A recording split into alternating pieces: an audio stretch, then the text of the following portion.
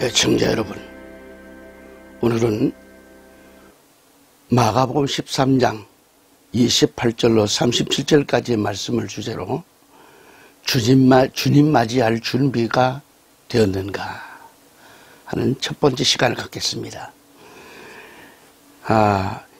본문 말씀을 제가 봉독합니다. 이제 무화과나무의 비유를 배우라. 그것의 가지가 아직 연하고 잎사귀를 내면 여름이 가까운 줄을 너희가 아나니, 그런즉 이와 같이 너희가 이 일들이 일어나는 걸 볼 때에 그때가 가까이 곧 문들 앞에 이른 줄을 너희가 아느니라. 진실로 내가 너희에게 이르노니 이 세대가 지나가기 전에 이 모든 일들이 일어나리라. 하늘과 땅은 없어지겠으나 내 말들은 없어지지 아니하리라.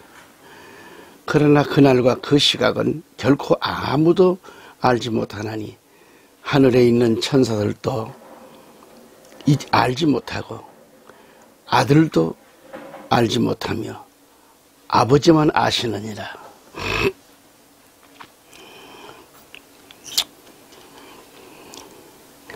너희는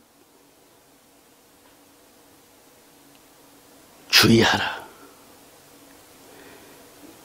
깨어 기도하라. 그때가 언제인지 너희가 알지 못하느니라. 사람의 아들은 마치 자기 집을 떠나 멀리 여행을 할 때에 자기 종들에게 권위를 주어 각 사람에게 일을 맡기고 문지기에게 깨어있으라고 명령하는 어떤 사람과 같나니, 그러므로 너희는 깨어있으라. 집주인이 어느 때에 올지 저물 때에 올지 한밤중일지 다구울 때일지 아침녘일지 너희가 알지 못하느니라. 그가 갑자기 와서 너희가 자는 것을 보지 않도록 하라. 깨어있으라. 내가 너희에게 말하는 것은 모든 사람에게 말하는 것이니라 하시니라. 아멘.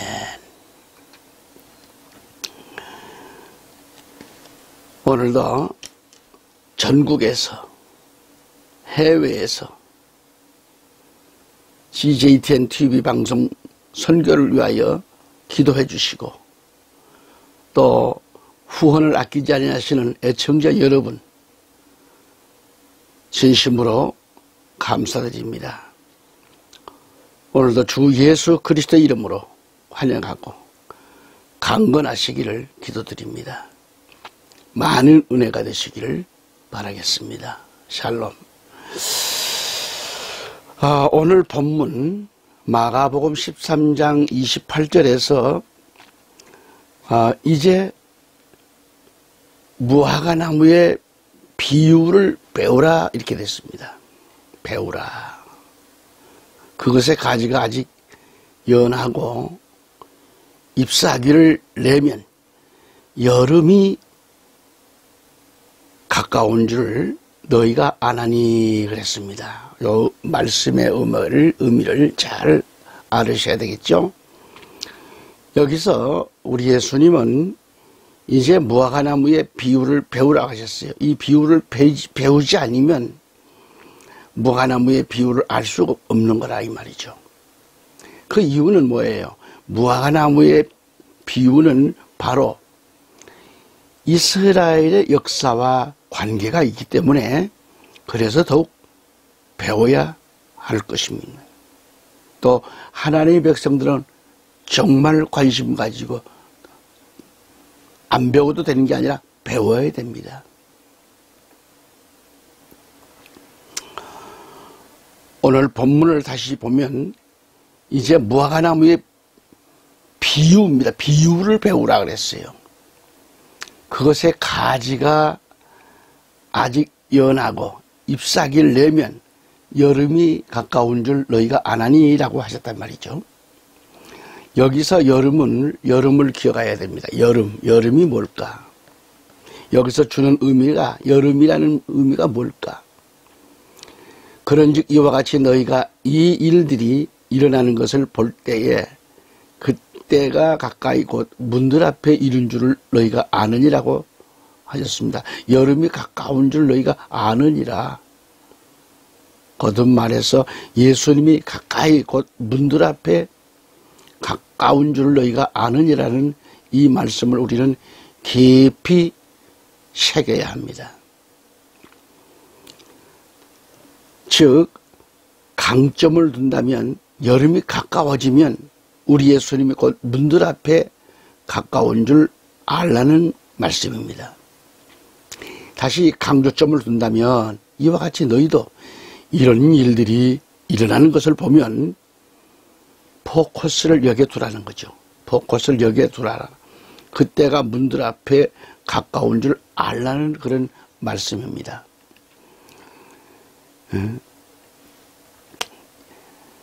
그래서 우리는 이 말씀을 잘 배워야 되고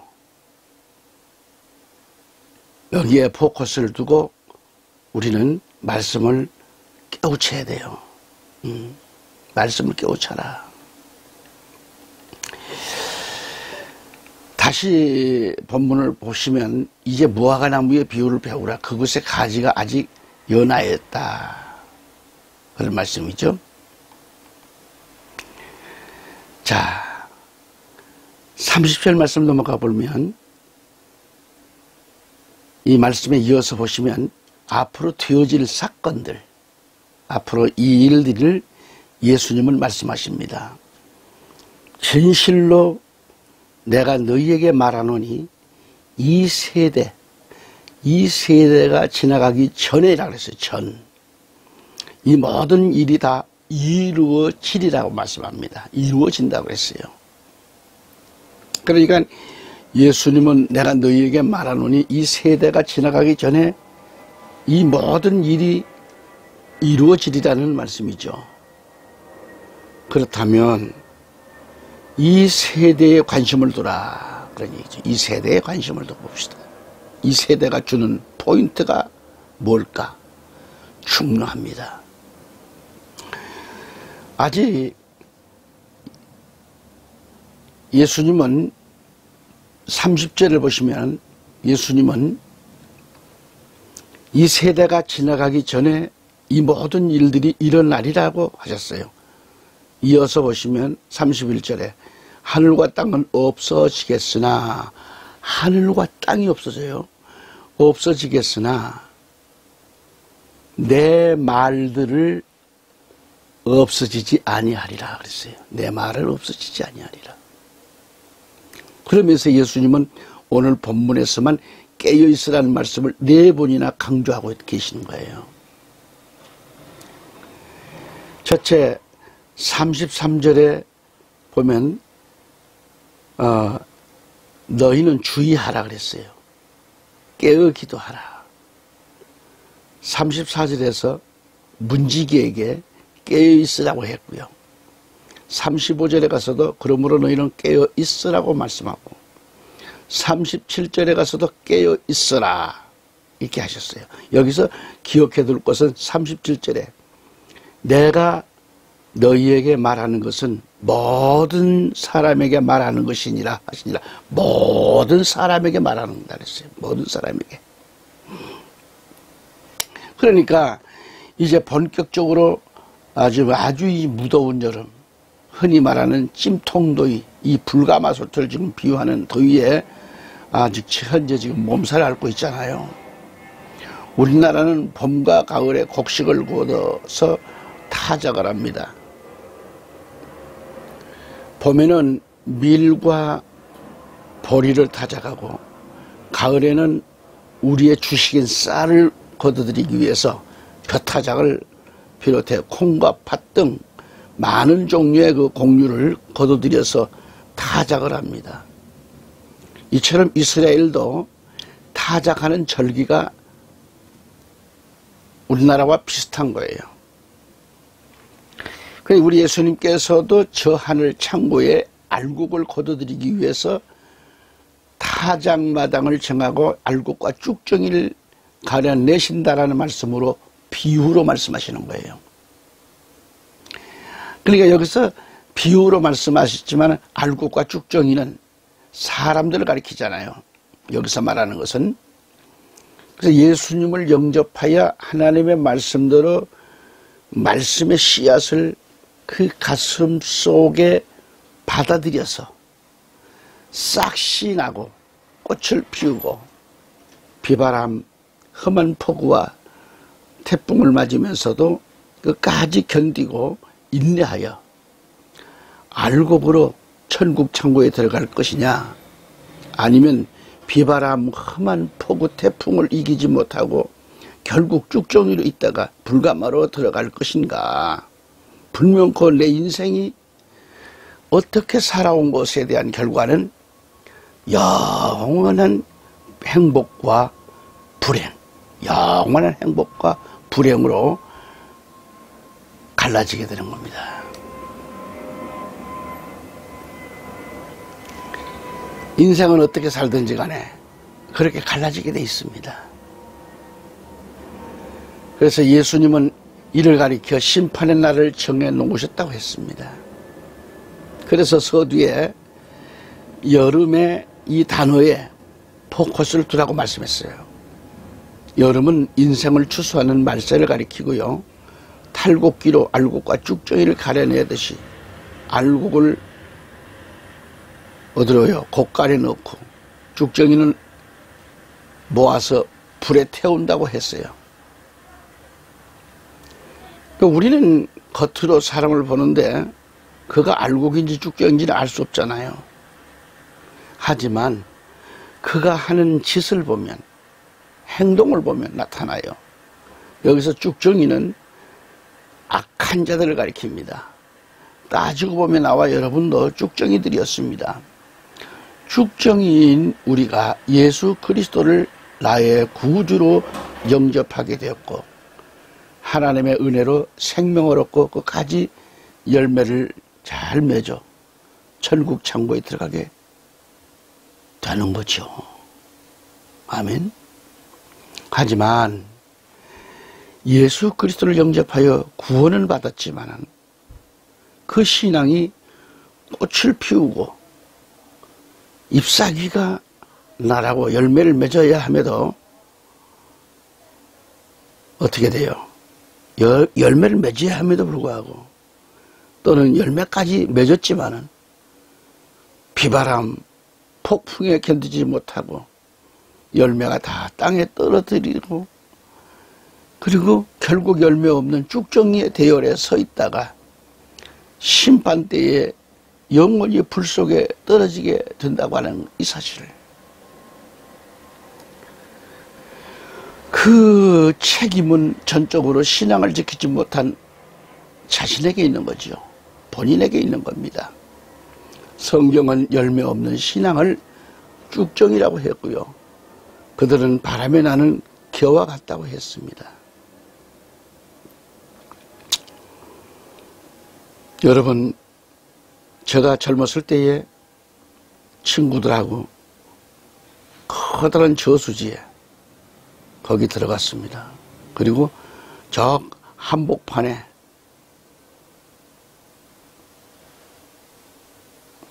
그 산봉우리가 하나 있어요. 거기를 이제 갔다 오는 겁니다. 그리고 갔다가 오다가 그만 저는 힘이 딸렸던지 쥐가 났던지가 다리에 그냥 물속에 그대로 그냥 잠수되고 맙니다. 그리고 내 기억으로는 한 3번 정도는 기억이 나요. 물속으로 내려앉았다가 또 발버둥 칠 때 어떻게 해서 공중으로 솟아서 머리가 물 위로 올라갔다가 또 내려갔다가 또 물 위로 섰고 내려갔다가 또 위로 섰고 3번은 기억하는데 그 이유는 몰라요.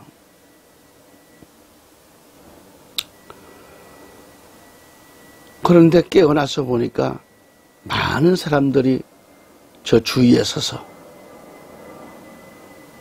저를 보고 있고 저를 구해주신 분들도 있지만은 그분이 나 직자신까지도 나이 70평생이라도 그분이 누군지를 몰라요.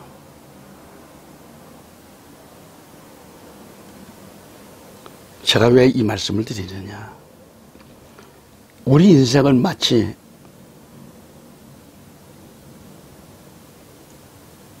저수지에 강에서 수영하다가 빠질 수밖에 없는 이 세상은 강입니다. 그렇게 빠져서 물속에 잠길 줄이야 생각이나 했겠습니까? 계획을 했겠습니까? 그러나 누군가 의해서 저를 건져주셨고 살렸습니다. 지금 생각하면 참 저를 건져주신 분도 참 감사하고 하나님의 은혜죠. 지금 생각하면 그게 전적으로 하나님의 은혜였습니다. 하나님께서 살려주신 거라고 생각하죠. 어느 날 갑자기 물속에 잠길지 우리는 몰라요. 이렇듯이 주님 오신다고 하는 말씀은 분명히 믿어지는 겁니다. 그런데 비유를 말씀하셨어요. 신랑을 맞이할 10처녀, 5처녀는 슬기롭고 5처녀는 준비가 부족하게 미련한 자들로. 왜 등불이 없었나요? 다들 있었습니다. 그러나 끝까지 그 기름을 충만히 채워 있지 못했다는 이것이죠. 오늘 우리의 신앙이 다 만족한 건 아니고 2%가 부족할 건지, 그 부족한 신앙 가지고는 안 되잖아요. 부족한 신앙은 타락된 신앙으로 갈 수 있고 언제든지 미련한 자처처럼 탈락될 수도 있는 위험한 겁니다.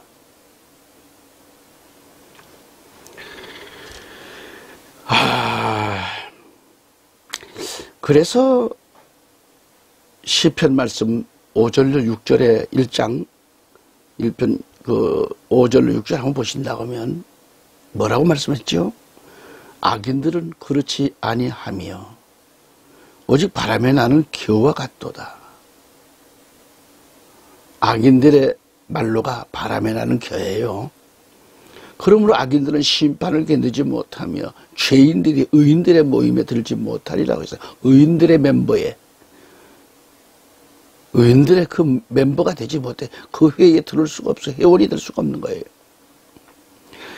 6절에 무릇 의인들의 길은 여호와께서 인정하시나 악인들의 길은 뭐라고 했을까요? 망하리라다 했어요. 망하리로다. 애청자 여러분,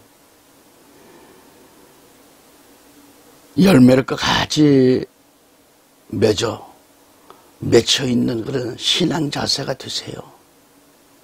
열매를 잘 맺는 그런 신앙인은 알곡과 쭉정이를 가르는 탈곡기가 이 시대에 펼쳐진다고 해도 걱정이 없습니다.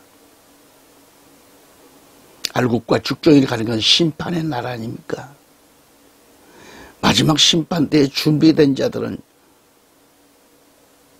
그때 그게 축복인 거예요. 세상에서 뭘 먹고 마실까, 잘 살까 하는 게 축복이 아니라 마지막 주님 앞에 가는 그게 진짜 축복이에요. 준비되지 못한 자들은 통곡을 해도 소용없는 날입니다. 쭉정이로 날려가서 영원한 불 속으로 들어갈 일만 남았기 때문에 이거 슬픈 일 아니에요? 어떻게 인생이 쭉정이로 끝날까? 얼마나 슬퍼요? 알곡으로 끝나야지 내 인생이 쭉정이로 끝나서 되겠어요?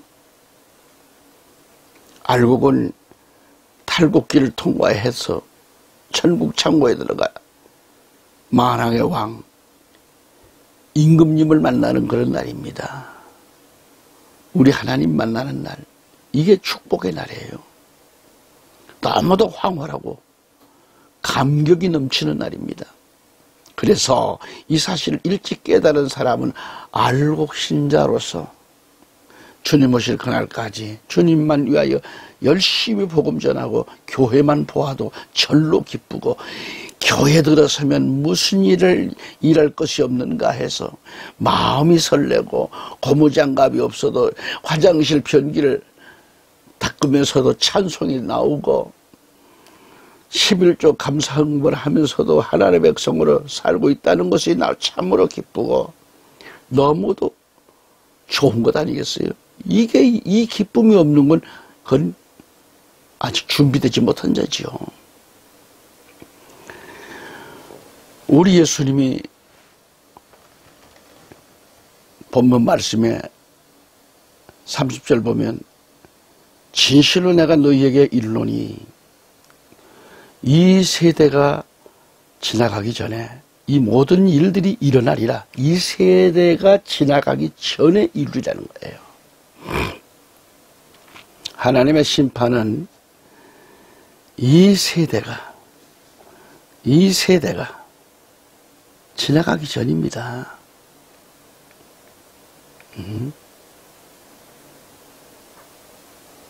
이 모든 일들이 일어난다는 거.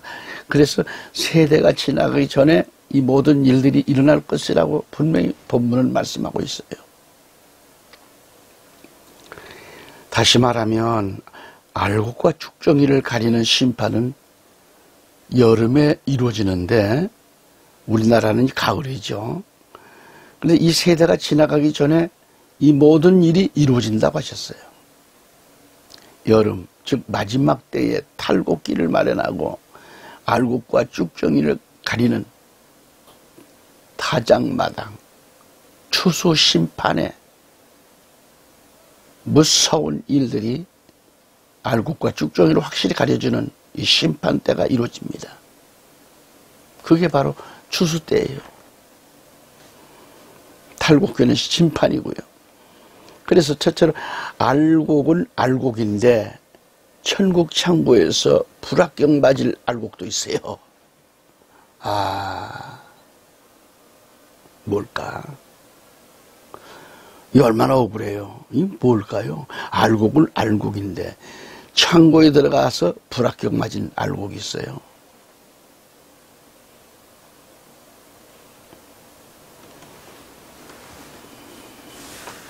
여기서 명심할 것은 천국 창고에 들어가지 못한 알곡이 있어요. 엄청난 불행이 여기 있습니다. 왜 불합격 판정이 났는가? 알곡은 맞는데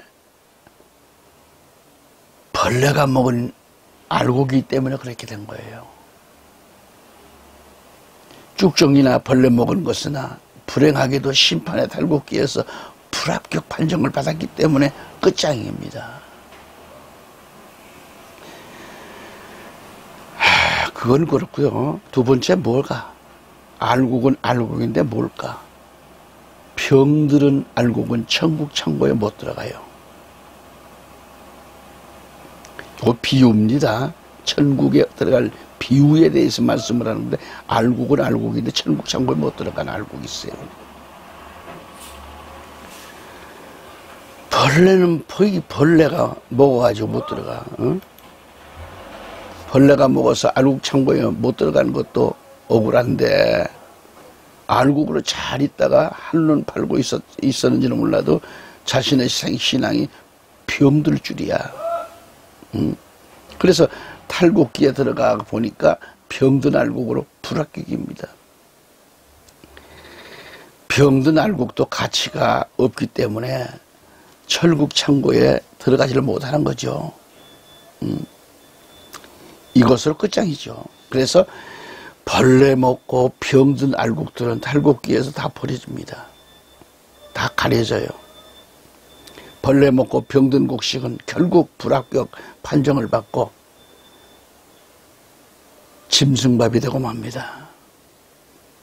그런가 하면 영원히 불 속으로 들어가게 되는데 이것은 영원히 꺼지지 않는 지옥불인데 성경은 이 무시한 지옥불을 모형으로 보여준 거예요. 모형으로. 깨달으라고. 이렇게 될 일이 일어날 것이라는 걸 비유를 들어서 깨달으라고 보여주신 거예요. 다음은 우리가 무화과나무를 알자는 거죠. 초두에도 무화과나무는 우리가 알아야 된다. 다시 본문 28절을 보면 무화과나무가 있는데 이 무화과나무는 이스라엘을 상징한다고 그랬죠. 우리나라는 무궁화가 국화입니다. 세계 각 나라마다 각자의 자국의 그 국화가 있어요. 여기서 생각할 것은 무화과나무입니다. 이 무화과나무를 통해 예수 그리스도가 오실 재림에 대해서 알 수가 있어요. 우리가 기억해 둘 것은 무화과나무와 여름은 예수 그리스도께서 다시 오심에 대한 소식이 들어 있습니다. 소식과 관계가 있는 거라 이 말이죠. 그럼 28절에서 다시 보면은 가지가 아주 연하고 잎사귀를 내면 여름이 가까운 줄 너희가 아나니 그래요. 29절에 보면은 하절에 그때가 가까이 곧 문들 앞에 이른 줄 아느니라 그랬어요. 이 말씀의 문맥은 뭐예요? 이 말씀의 문맥은 예수 그리스도께서 다시 오실 때를 암시하고 있는 말씀이죠. 그러니까 이 말씀을 뒷받침하면 추수 때로 다시 들어가야 합니다. 추수 때가 되면 타작을 하게 되지 않아요? 그래서 농부는 타작 준비를 다 해놓고 기다립니다.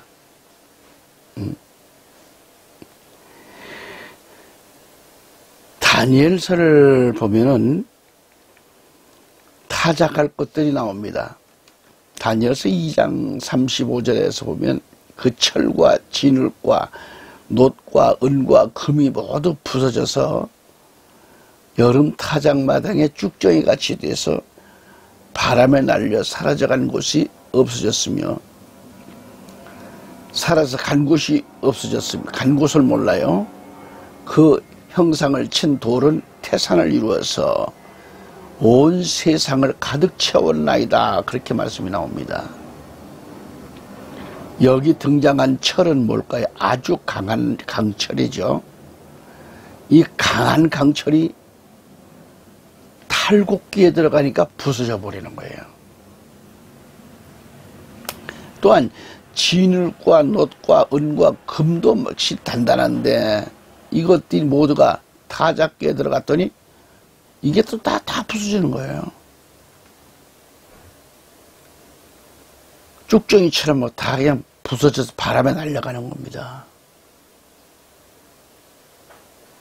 간 곳이 없어요. 찾을 길이 없어요. 흔적이 없어요. 흔적도 없이 사라져버릴 것이라 그랬어요.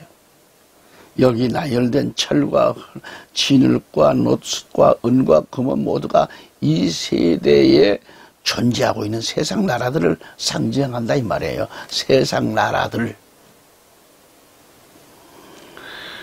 특히 다니엘서에 등장한 나라를 인명과 지명을 말하면 전체 금은 뭘까? 금은 느부갓네살이 다스리고 있는 바빌론 왕국을 가리키고요. 둘째로 은은 뭘까? 메데, 파사라, 파르시아. 셋째로 놋은 뭐예요? 온 세계를 다스리게 될 제국, 그리스 제국 등이고요. 넷째로 강한 철은 뭐냐? 로마를 가리켜 로마 제국. 수많은 나라들을 쳐부수고 정복한 나라. 다시 철과 진흙은 뭐예요? 로마 제국. 이후에 일어나는 재생 로마 모든 나라를 가리킵니다. 이렇게 강한 나라들이 한 돌에 맞아서 그만 산산조각이 난다는 게 뭘까요? 우리 예수님 다시 오실 때 우리 재림 예수로 말미암아 우리 주님이 한 돌이시에서 한 돌이 금과 강한 철과 보석 다 부수뜨려요. 흔적도 없이 사라져요. 이 세상 나라가 가루가 돼서 흔적도 없습니다. 다 사라져요. 여기서 한 돌은 조금 전에 말씀드렸죠. 재림하시는 예수 그리스도를 가리킨다 이 말이죠. 심판 때는 다 없어져요. 다시 말하면 그렇게도 강한 나라들도 결국 타작마당에서 탈곡기에 부서져서 쭉정이처럼 산산조각이나 흔적도 없이 사라질 것을 가리킨다 이 말이죠. 이 세상 나라는 간 곳이 없어요. 이렇게 될 것을 의미하고 있는 것은 이 세대가 지나가기 전에 나타날 짐승, 적그리스도의 강한 나라, 재생 로마의 통치도 한 돌이 되신 예수 그리스도로 말미암아 박살이 날 것을 예언하고 있고요. 또 그들이 흔적도 없이 사라지기 때문에 이 땅에서는 다시는 로마를 찾아볼 수 없는 거라 이 말이죠. 다시는 못 찾아봐요. 이것은 다 사라졌어요. 없어요. 그래서 우리 주님 예수 그리스도가 재림하심으로 다시는 이러한 나라들을 찾아볼 수가 없다 그런 얘기죠. 그래서 모든 세계 정부는 이제 우리 주님의 나라가 되기 때문에 여름 타작마당을 통해서 쭉정이 같이 쳐서 날려버린다는 예언입니다. 예언.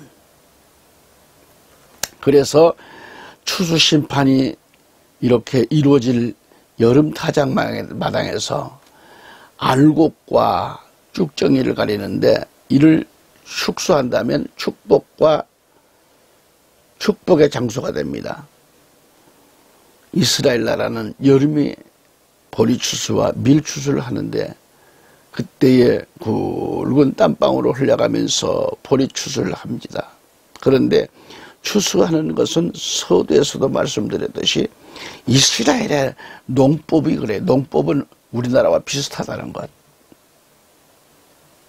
물론 계절적으로 볼 때 이스라엘과 우리나라와는 약간의 차이가 있습니다. 그러니까 이스라엘의 추수기는 양력으로 4월에서 5월이 되는 거고요. 기후의 변동에 따라서 약간의도 차이는 있지만은 이스라엘의 내륙 지방은 4월 초에 추수를 시작해서 타작을 합니다. 4월 중순경에 타작하게 됩니다. 대략 4월 8일경에 시작돼서 이 기간은 대략 6월절에서 오순절까지의 기간이 되겠는데요. 6월절에서 오순절까지의 기간은 약 50일간의 기간을 말합니다. 50일. 그래서 여름 추수기 타작은 어디에 비유를 두는가 하면 50일째인 77절인 맥추절을 말하는 거예요. 맥추절. 그러니까 오늘 우리 한국교회가 맥추절을 사실상 잘못 지키고 있어요. 그것은 막연히 그렇게 보리추수로만 생각하고 있다는데 문제가 있어요. 그래서 우리나라는 맥추절을 지키는 데 있어서 밀추수 때가 되면 무조건 맥추감사주의를 지킵니다. 물론 우리나라의 형편을 보아서는 그렇게 지킬 수밖에 없겠지만 그러나 원칙적으로 맥추절의 개념은 오순절의 개념이라는 것을 알아야 됩니다. 다시 말씀드리면 예수님께서 부활 승천하신 날부터 계산해서 50일이 되던 날이 바로 77절이에요. 맥추절입니다. 이날 맥추절을 지켜야 되는 거예요. 또는 우리나라에서 맥추절을 지키는 날을 계산해 보면 맥추절과는 상관이 없는 날입니다. 그냥 날짜상으로 맞지 않아요. 맥추절은 오순절이라고도 하고 77절이라고도 합니다. 그러므로 맥추절을 정확하게 지키기를 원한다면 예수님께서 부활 승천하신 그날부터 계산해서 50일 만에 지켜야 돼요. 그때의 보리와 밀이 익었든지 안 익었든지 관계없이 지켜야 합니다. 물론 개념으로 보면 그렇다는 말씀이겠고요. 그러나 우리가 그것을 생각지 아니하고 맥추절을 지키고 있습니다. 그러나 오순절은 77절 맥추절이라고도 한다 이 말이죠. 이스라엘의 보리 추수는 늦은 비가 옵니다. 이 늦은 비는 결실함에 있어서 아주 중요합니다. 만일 이 늦은 비가 늦게 오거나 비의 양이 적으면 추수하는 데 있어서 엄청 큰 영향을 가져오게 되는 거예요. 이처럼 엄청난 사람들인 영적인 많은 사람들인 크리스천은 마지막에 늦은 비, 성령, 이 성령은 마지막에 성도들에게 있어서 알고 되는 결정적인 그런 성령 충만을 다시 말합니다. 받지 않으면 안 된다는 것을 알아야 돼요. 비는 비록 이른 비와 늦은 비가 있는데 전 성경에서 이른 비와 늦은 비에 대해서 말씀하고 있습니다. 오순절 성령과 마지막에 다시 빛나고 윤기가 있는 아주 맛이 나는 늦은 비, 우리를 완전하게 하시는 늦은 비는 은혜를 말하기도 하고 성령을 가리키기도 합니다. 오늘 본문 33절을 가서 본다고 하면 너희는 주의하라, 깨어 기도하라. 그때가 언제인지 너희가 알지 못하느니라. 32절로 넘어가면 예수님은 뭐라고 말씀하셨는가요? 그 날과 그 시각은 결코 아무도 알지 못하나니 하늘에 있는 천사들도 알지 못하고 아들도 알지 못하며 아버지만 아시느니라고 하셨어요. 그러니까 아버지만, 그러니까 우리 예수님이 이 세대가 지나가기 전에 이 모든 일들이 일어나리라고 말씀하셨다 이 말이죠. 이 모든 일들이 일어나요. 그리고 계속해서 강조하시는 말씀은 뭐죠? 깨어 있어라는 거죠. 깨어 있어라. 반드시 이 세대가 지나가기 전에 이 모든 일들이 일어나리라고 하셨어요. 우리는 성경 말씀의 여름을 알아야 합니다. 말세에 어떠한 일들이 일어날 것을 알아야 합니다. 그리고 깨어 기도하라는 말씀을 깨달아야 합니다. 그래야 말세에 일어나는 것들을 하나는 보고 열매를 맺고 극상품을 만들기 위해서 어떤 환난도 고난도 이겨내야 하는 겁니다. 큰 환난이 온다고 해도, 큰 태풍이 고난이 온다고 해도 선과실이 아닌 튼튼한 과실로 나무에, 즉 예수님께 붙어 있어야 돼요. 마지막 때 이스라엘의 타작은 산 옆이나 언덕 위에서 탈곡기를 설치해 놓고 타작을 합니다. 그리고 알곡과 쭉정이를 분리합니다. 또한 타작을 할 땐 바람을 이용해 쭉정이는 다 날려버리는 거예요. 그리고 알곡은 잘 모아서 바구니나 자루에 넣어서 창고에 쌓아두고 관리를 합니다. 이처럼 신앙생활을 어떻게 했느냐에 따라서 알곡과 쭉정이로 가려지고 심판때 결정이나 이미 났다는 것입니다. 심판때에 쭉정이는 바람에 날려가고 알곡만 주인 앞에 남게 됩니다. 할렐루야. 성경을 보면 하나님 우리 아버지는 농부라고 비유하고 있습니다. 그리고 목회자도 작은 농부라고 해요. 옛날 구약의 제사장들은 뭐예요? 농부로 비유하게 됐어요. 어쨌든 간에 농부는 곡식단을 허리춤까지 차곡차곡 쌓아 올립니다. 그 다음에 키지를 통해서 곡식을 털어냅니다. 곡식을 타작할 때 갈곡은 매를 맞은 다음에 쏟아져요. 쭉정이는 타작기에 맞아서 부서지고 잘려져서 바람에 날아갑니다.